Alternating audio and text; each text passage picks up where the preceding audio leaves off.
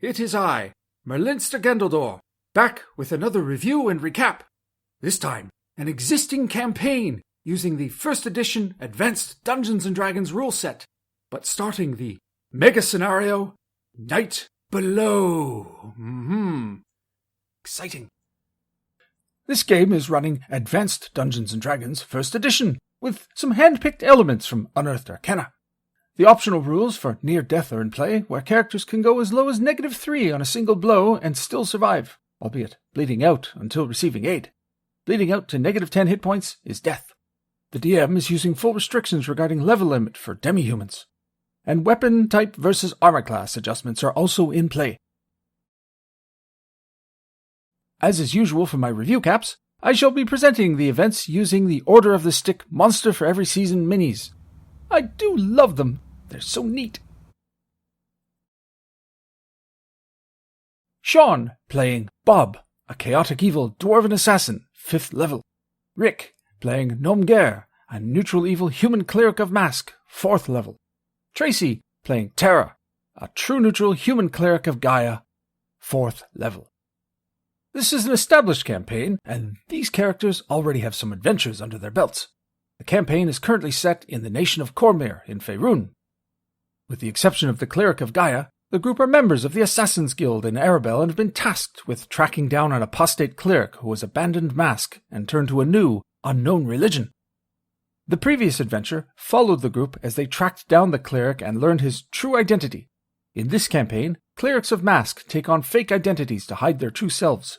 This cleric murdered everyone who knew his identity before departing.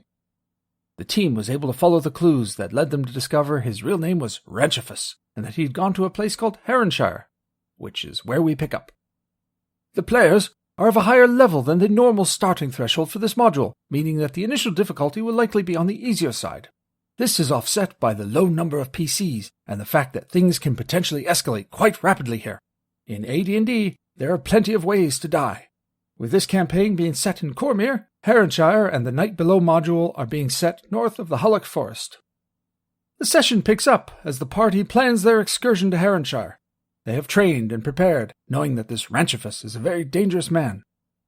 In the previous adventure, the characters had been granted gifts from Gaia. Nomger had been gifted the ability to cast Animal Friendship once per day for a month. He used that ability to bind a black bear, wolf, 2 owls, and a hawk to him, and trained them in various abilities. Bob's and Terra's gifts from Gaia had yet to be revealed, but Terra, being a cleric of Gaia, also acquired a Cloak of Gaia, a custom magic item that acts as a cloak of protection +1 and offers a limited form of regeneration, so long as she has a positive amount of hit points and is in contact with some naturally occurring vegetation. After their prep for the journey, they head out on what is expected to be a 1-week trek through Cormyr to Haranshire. On the first day, the DM rolls random encounters, 3 for the day given the terrain, at a 1 in 12 chance. A 1 is scored on the second roll. The monsters are determined at random, indicating 2 Virbigs, a race of giants. There is no surprise, and encounter distance is 150 yards. The group decides to press forward, warily keeping an eye on the distant giants. The reaction is rolled for the giants, and they approach, taunting and threatening in their tongue, which is unknown to the group. Terra, being a naturally bubbly and positive sort, moves to the front of the group and waves a cheerful and friendly greeting. None of the others are hostile in any way. The DM rolls a new reaction check, as this will qualify as a parley, even with the penalty for having a dwarf in the group. 100% is rolled on the reaction dice, and even with a penalty is highly positive. The demeanor of the giants changes from threatening to confused friendliness as they decide to wander off. Laughs are had around the table at this turn of events, and the group moves on. Nom convinces the group to travel at night instead of day, using the light of a candelabra that had a continual light cast upon it, this being an acquisition from a previous adventure. While Terra doesn't quite like the idea, Nom states that his owls are perfect scouts and guardians at night and can give them better warning. The dwarf shrugs and agrees, and ultimately so does Terra. In the first round of nighttime travel, the owls return, screeching about danger. Nom had trained them to return and alert. Using his Speak with Animals spell, he learns that a herd of some large beasts is approaching. Attempting to glean more detailed information is impossible, as while the magic of the spell allows communication between man and animal, the nature of the magic still only translates into concepts that the animal can comprehend. The group hurries along in the hopes that whatever the herd of large creatures is, that they won't follow. They ultimately do not, and the group continues. The rest of the journey to Haranshire is uneventful. They approach Haranshire as dawn breaks, still an hour or so from Millborn, where they will seek shelter at an inn. A group of farmers appears on the road ahead, laughing and whistling. Upon seeing the group, the farmers call out in friendly greeting. Ever the bubbly and friendly sort, Tara bounces forward and greets the newcomers. A brief banter is exchanged, and suddenly arrows fly past from a nearby wood. The friendly farmers call out to form up and work together as there have been bandits of late, which the group does. When Nom's wolf starts growling and snarling at the farmers, the group is tipped off that something is up. The leader snarls to the team to grab Tara and kill the rest. Even the presence of a bear doesn't dissuade an attack, which is too bad for them, because the attackers lose initiative. Then the bear and wolf promptly tear the leader to shreds. Nom is struck by an arrow from the woods, disrupting a spell he was attempting to cast, while Tara brandishes her mace against one of the farmers, who is not nearly so well equipped and may be regretting life choices. Bob faces down two of the farmers, and after taking a minor wound, deals back in kind, felling him. Morale breaks upon the death of the leader and one assailant, prompting them to flee in panic. 3 attacks against a disengaging enemy yield successful blows, killing him. The 2 archers, having never entered melee, flee into the woods. Not having it, Nom directs his wolf and bear to pursue, followed by himself and Tara, while Bob remains behind to loot the corpses. The DM rolls against the pursuit and evasion chances to see if the archers are caught, and they are. The team catches up, as the prey pause to catch their breath, and Nom offers an ultimatum. Join him or die. Reaction is made, and these very scared fighters take the former rather than the latter. Nom gains 2 henchmen who would much rather take their chances with him than fighting this group or being turned over as prisoners to Geralt, the ranger in Millborn. Interrogating the 2 new recruits, Nom and Tara learn that they were simply hired by the now-deceased leader Corlanus to take out some foreigners he had heard word of, bringing witchcraft and unnatural things to Haranshire.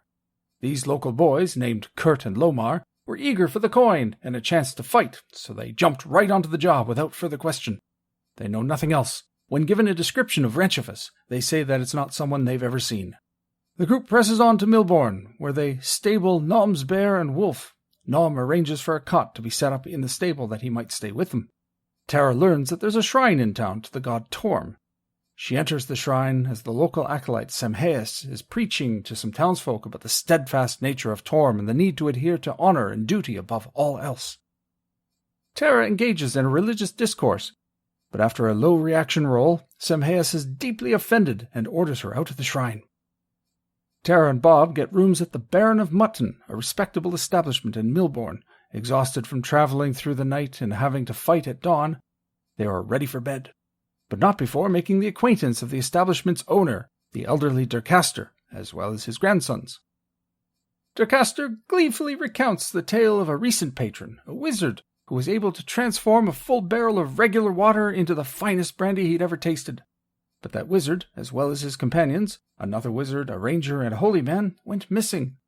Durcaster's mind doesn't seem to be all there, however, as he drifts off and restarts conversations from the beginning as though he's never had them.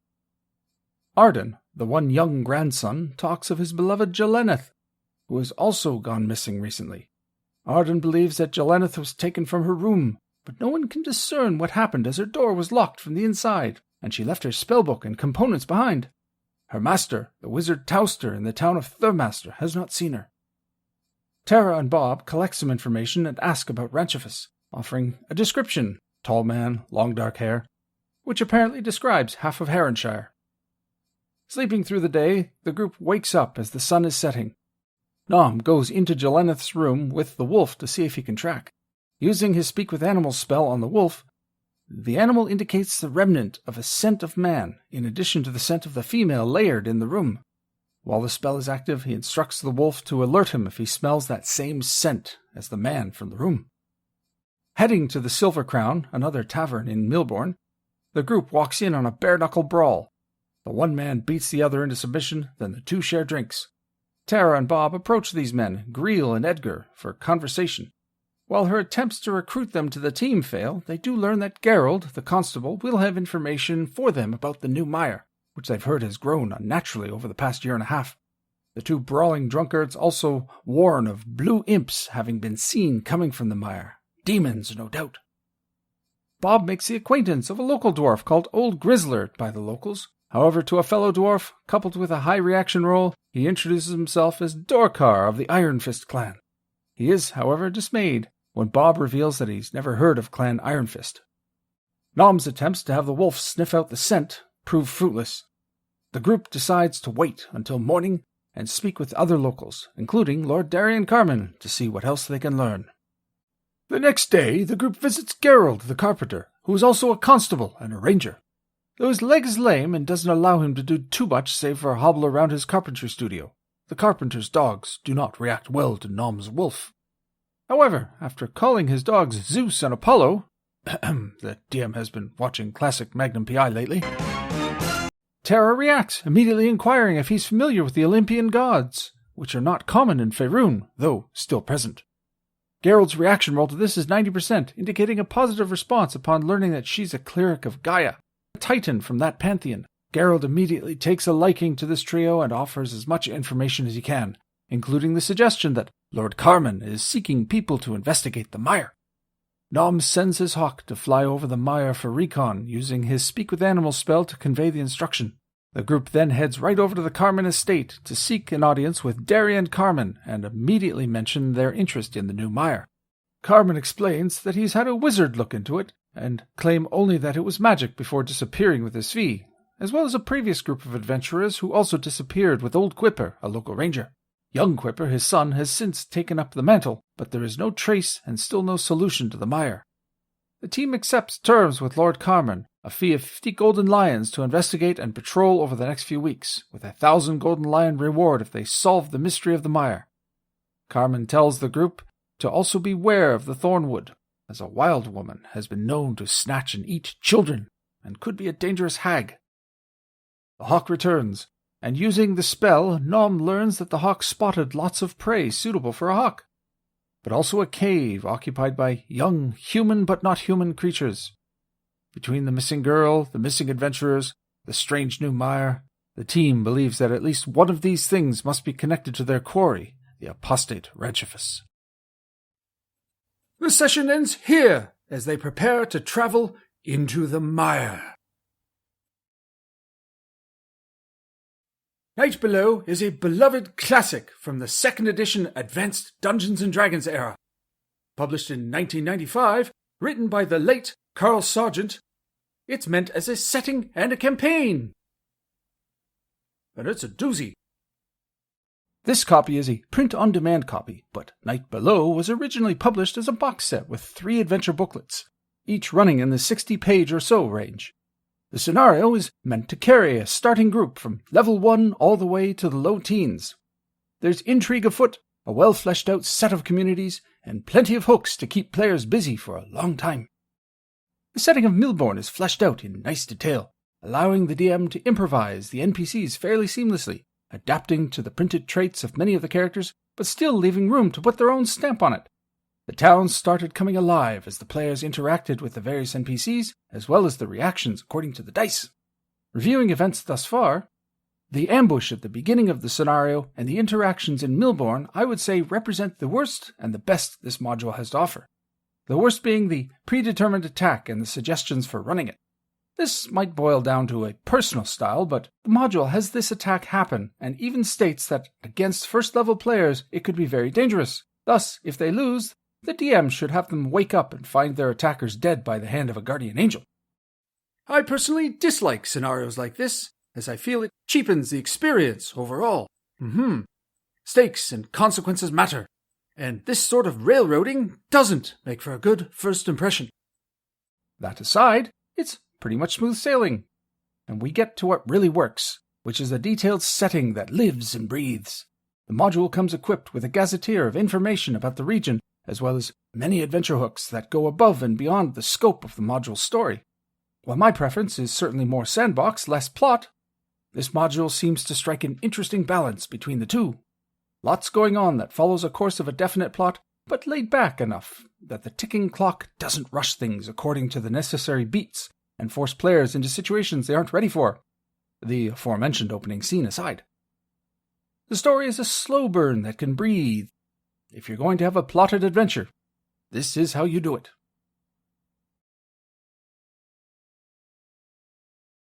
system here is Advanced Dungeons & Dragons, 1st edition. The module is meant for 2nd edition, but there really is minimal tinkering needed. Just a couple of monsters here and there might need a slight tweak to their stats to suit the system in play. I won't bother reviewing the system in detail because, as I'm sure you all know, it's the bestest RPG ever, and you should be playing it right now. Go do it! Do it! But I'm not biased, of course. That's a perfectly objective statement. I hope you've enjoyed the first review cap for this group, just starting the Night Below campaign. Tune in for more chapters as the Assassin's Guild continue their efforts to track down the apostate Ranchifus and learn more about his conversion.